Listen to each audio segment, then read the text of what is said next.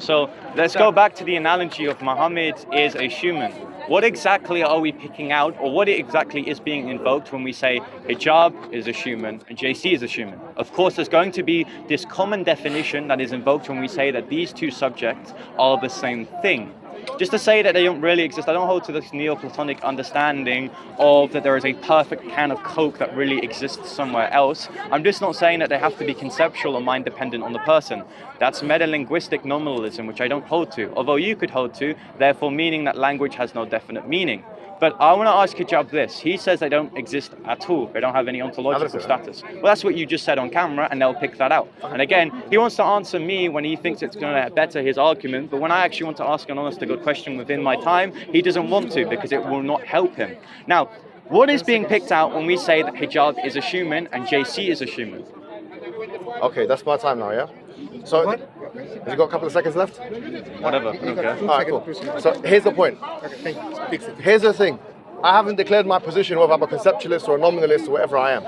I'm just basically saying to you that if you believe that, as you've mentioned, that universals do exist, the question would be then, in what context do they exist? In what context do they exist? Is it in a Neoplatonic, real kind of context? If not that context, in what context?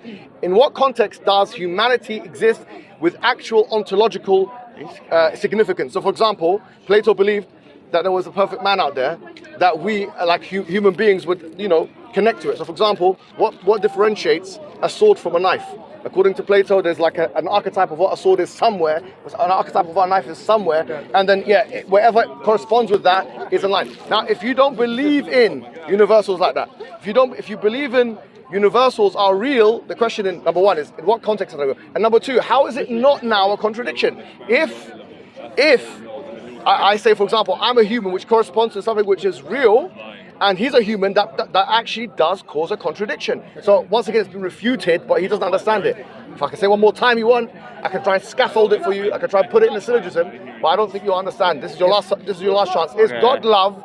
Yes or no on your view? Is God love? Okay, so I'm only gonna answer the question if it's not bounded on a framework that I don't have to agree to. So you notice how instead of actually answering my question on his nominalism, he just wants to ask the person which I'm not using these concepts, he is. If he's superimposing these concepts onto me in case of performing a refutation, that therefore necessitates that he's going to have to provide a position on which this argument actually works.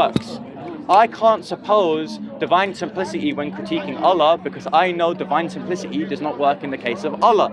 So then I have to ask you a clarifying question in the case of nominalism or universals in order to further our principle of identity in the application of our critique of the Trinity.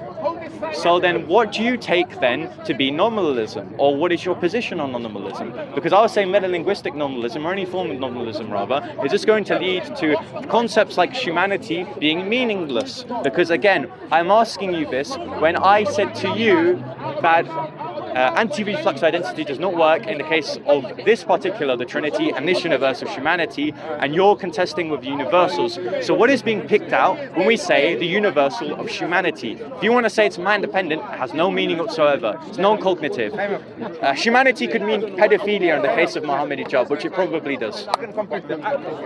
All right, so just because you said that, yeah, you've lost privilege to talk to me. Okay. Now you can go back and honestly, don't disrespect, because I know you can do it to your dad, you can disrespect your mum at home, you can disrespect your dad, you can disrespect your Uncle Barry. Don't come and talk about pedophilia and stuff like that. Don't disrespect. You were just talking to him. No, hold on. He started first. I haven't come to you with anything like that. I haven't disrespected you like that. Wait, the first thing you said is that you're not worth my time. The first thing you said on camera is I'm not worth your time. Sure. I am not worth your time. That's not calling you a pedophile. That's saying I'm worthless. So now that you are worthless in my eyes, you're going to see my back. Know that I've asked him 5-6 times about the love thing. He couldn't answer it once. Go back to your daddy. Maybe he can teach you a couple of manners. Go back to your mum. Maybe she'll give you a little spank. And maybe he'll get because my dad's age and my mum's age are equal. It's not like that. It doesn't matter. But anyway, we'll see it. You can't answer the question. Christians can't answer the question. The only argument they've got is pedophilia. No, I gave you an argument. All right, cool. You can't answer the question. I gave you an argument. Done now. Go back to your school. Go back to your school. Well, go back to your masjid because you can't defend Allah. See you later. Goodbye. You cannot. Okay.